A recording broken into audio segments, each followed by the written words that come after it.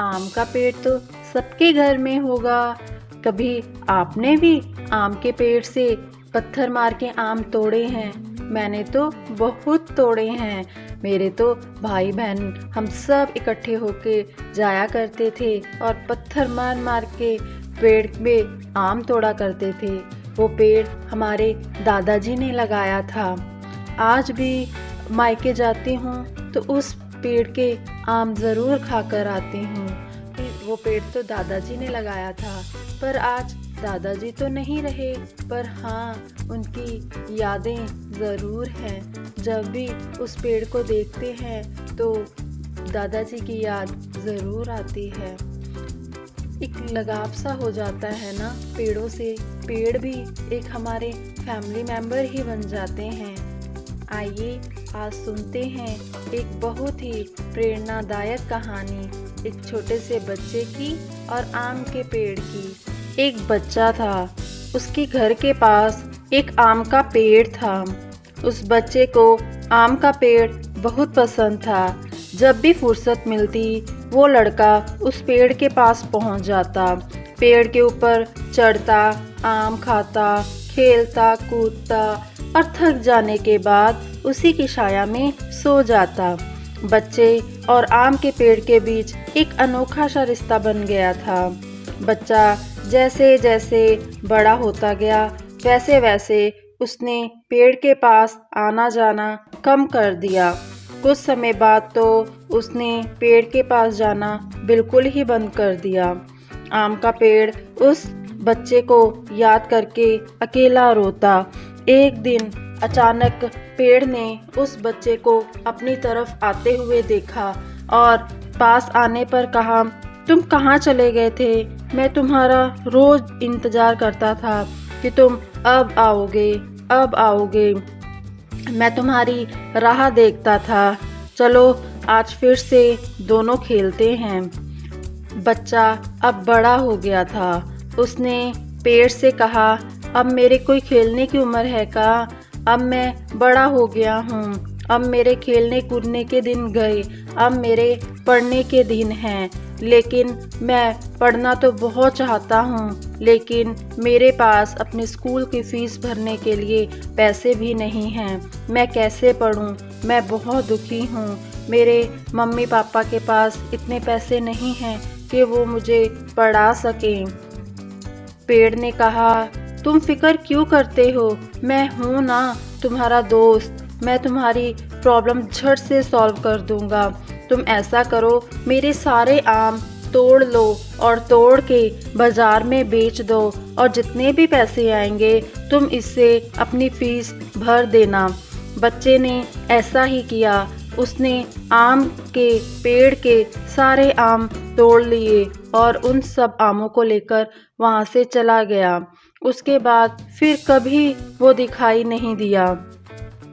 आम का पेड़ पहले की तरह उसकी राह देखता कि वो आएगा, एक दिन वो आएगा। एक दिन वो फिर आया और कहने लगा, अब मुझे नौकरी मिल गई है।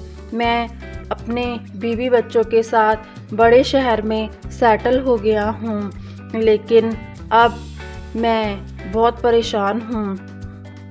मैं वहाँ पे किराए के मकान में रहता हूँ। मेरे पास अपना कोई घर नहीं है। मेरी बीवी मुझसे झगड़ती है। वो कहती है, कम से कम एक मकान तो बना लो। मैं क्या करूं? मैं बहुत परेशान हूं। इसके लिए तो मेरे पास पैसे भी नहीं हैं। आम के पेड़ ने फिर से कहा, तुम फिक्र क्यों करते हो? मैं हूं ना तुम्हारा दोस्त। मैं तुम्हारी प्रॉब्लम झट से सॉल्व कर दूंगा। तुम ऐसे करो, मेरी सारी डाली काट लो और इसे ले जाओ और बाजार में बेच के जितने भी पैसे होंगे तुम इसे अपना घर बना लेना। उस बच्चे ने ऐसा ही किया। बच्चा क्या, अब तो वो बड़ा हो गया था। उसने पेड़ की सारी डाली काट दी और लेकर चला गया। आम के पेड़ के पास अब कुछ नहीं था। वो अब बिल्कुल बंजर हो गया था। कोई उसे देखता तक भी नहीं था। पेड़ ने भी उम्मीद छोड़ दी थी कि अब वो बालक या जवान उसके पास फिर आएगा। धीरे धीरे टाइम गुजरता गया। बहुत वर्षों के बाद एक बूढ़ा आदमी अचानक उस पेड़ के पास आया। उसने आम के पेड़ से कहा, शायद आपने मुझे पहचाना नहीं। मैं वही बालक हूँ जो बार बार आपके पास आता था और आप हमेशा अपने टुकड़े काटकर मेरी मदद करते थे। आम के पेड़ ने दुख के साथ कहा, पर बेटा, अब तो मेरे पास तुम्हें देने के लिए कुछ भी नहीं बचा। अब मैं तुम्हारी क्या मदद कर सकता हूँ। उस वृद्ध आदमी की आंखों में आंसू आ गए।